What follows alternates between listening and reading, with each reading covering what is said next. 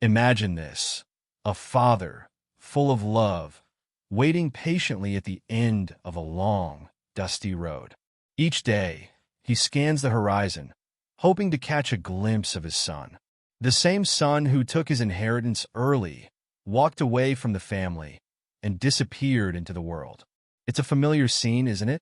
Perhaps you felt the weight of disappointment or longed for the return of someone who strayed.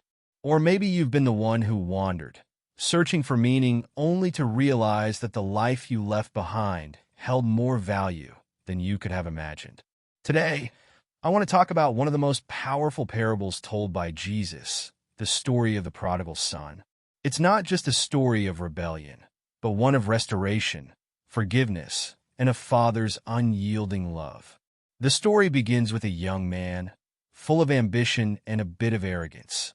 He approaches his father and says something shocking: "Father, give me my share of the estate." Now, in ancient times, asking for your inheritance before your father has passed is like saying, "You are dead to me." It's a bold request and a hurtful one. But what does the father do? He gives it to him without argument. The younger son, fueled by a desire for freedom, takes his newfound wealth and leaves home. He travels to a distant country, far from the watchful eye of his father, where he squanders everything he has on wild living. Picture it: lavish parties, extravagant purchases, friendships based on his wealth rather than his character. For a while, life seems perfect. He's free, he's rich, and he's living the dream, right? But soon, reality sets in. The money runs out. The friends disappear. And to make matters worse, a severe famine hits the land. Desperate and alone, he finds himself doing something he never thought he would: feeding pigs. And in his hunger, even the pigs' food starts to look good. The contrast is stark. From a life of luxury to the lowest of lows, this young man reaches the bottom. And then, in that moment of desperation, something remarkable happens. He came to his senses. Have you ever had a moment like that? When everything falls apart, and in the midst of the chaos, you realize where you went wrong. The younger son, sitting in the filth of a pigsty, remembers his father's house. He remembers that even the hired servants live better than he does now.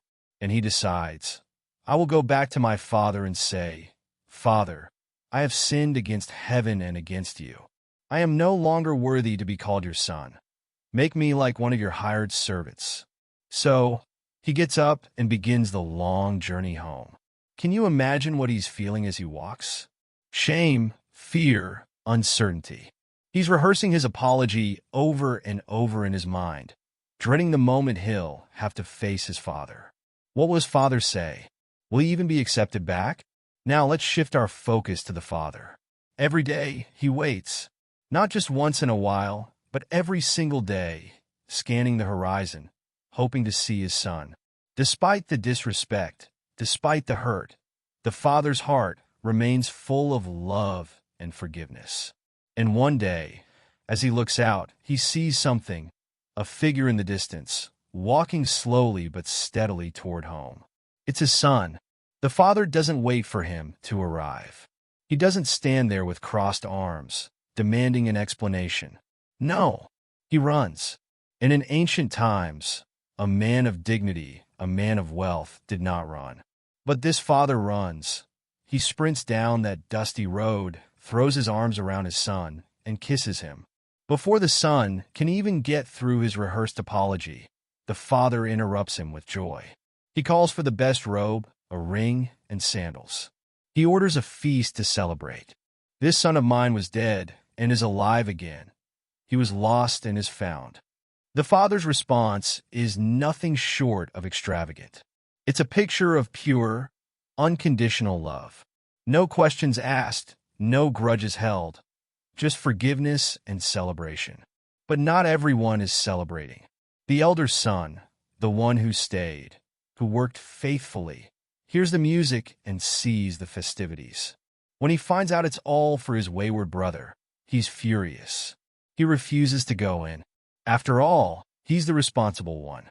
He didn't waste his father's money or abandon the family. So, Why should the prodigal be rewarded? His father comes out to plead with him, but the elder son responds with bitterness. All these years I've been slaving for you and never disobeyed your orders. Yet you never gave me even a young goat, so I could celebrate with my friends. You can feel his resentment, can't you? But the father's love extends to him as well. He reminds the elder son, "You are always with me, and everything I have is yours." The father's love isn't divided, it's abundant. There's enough for both sons, enough for the one who stayed and the one who returned. This story is more than just a tale of two sons. It's a reflection of our relationship with God. At times, we may be like the younger son, wandering far from home, making choices we regret. Or we may be like the elder son, feeling overlooked, even though we've been faithful. But here's the beauty of this parable. No matter where you are, whether you've strayed far away or you've stayed close but feel forgotten, the Father's love is always there, waiting, full of grace. He runs toward the repentant heart, and he invites the bitter one into the celebration. The prodigal son isn't just a story of a lost boy coming home. It's a story of the Father's heart, a heart that never stops loving, never stops forgiving, and never stops waiting for us to return. So, where do you find yourself in this story today? Are you the younger son, far from home, wondering if there's still a place for you at the table? Or are you the elder son, standing outside, bitter and hurt, not realizing that you've always had access to the Father's love? Comment down below, share your thoughts, and let's encourage one another. Wherever you are, remember this. The Father is waiting, arms open wide, ready to welcome you in. No matter how far you've wandered or how long you've stayed away, there's always a way back home.